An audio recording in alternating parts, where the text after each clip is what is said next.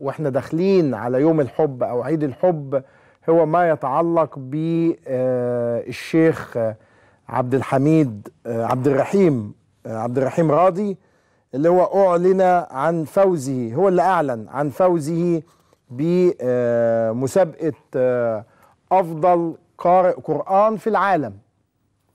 وبالتالي هنا تم الاحتفاء به، بعض القنوات استضافته، حدث له استقبال في قريته. مفيش شك ان احنا هنقول بقى اذا كان احنا بنحتفل اللي بترجع فائزة من مسابقة غنائية، وبالتالي معقولة ما نحتفلش بأفضل قارئ قرآن ومقرئ في العالم يحصل على هذا المركز؟ لا، لابد أن نحتفل به. احنا جات لنا المعلومات بالأمس أنه هذا الفوز مزيف، وأنه هذه القصة مختلقة ومزيفة. والحقيقة تأملت في المشهد، هل يمكن حتى أن في حد يتلاعب في منطقة القرآن ومنطقة الدين؟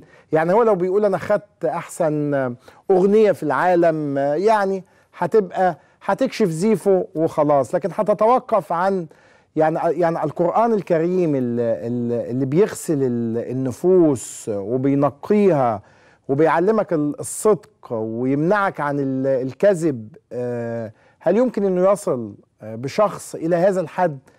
طيب ايه القصة بقى؟ القصة ان احنا كنا هنستضيفه بالامس، وكان موجودا داخل الاستوديو، وكان معانا الضيوف اللي هيكشفوا زيفو اللي هنستمع اليهم في مداخلات تليفونية الان. يبدو انه حس او انه حد قال له انه برنامج العاشرة سيكشف زيف الجائزة، وبرنامج العاشرة هيكشفك اليوم. فعمل ايه؟ فجأة وقع على الارض وادعى انه بيموت وادعى المرض. نقلناه لمستشفى، وقطاع الانتاج حتى في المحطة صاحبه الى المستشفى وقعد جنبه لغاية ما يتعالج، والدكتور قاس له الضغط ولقاه كويس. هو قال بس هو مش نايم كويس، وانتظرنا حتى انه يبقى حالته افضل، لكن هو طبعا حاطط في ذهنه ان دي عملية هروب من الحوار، ومثل التعب الشديد وانه لا يستطيع انه يظهر على الشاشة. هو نجح في الهروب منا، وكان يجب ان احنا نكشف هذا الزيف، وقلنا هنأجل الحلقة للغد اللي هو اليوم يعني.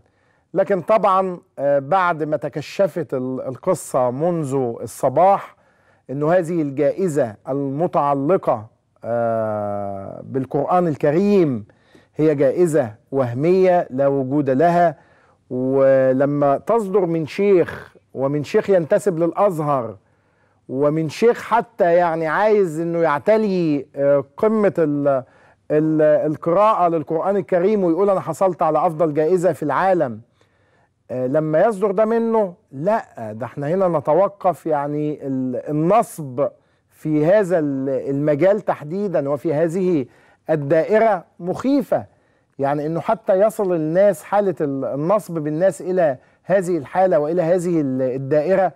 قلنا نسأل هل في جايزة ولا ما فيش، لكن هو استشعر وشعر انه برنامج العاشرة سيكشفه في الحوار، وان في ضيوف هيواجهوه، فادعى المرض وادعى السقوط على الارض، ونقلناه للمستشفى.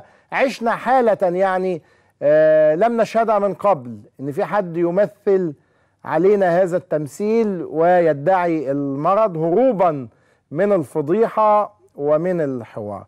مش عايزين نقصوا عليه، لكن عايزين نقصوا على المضمون. يعني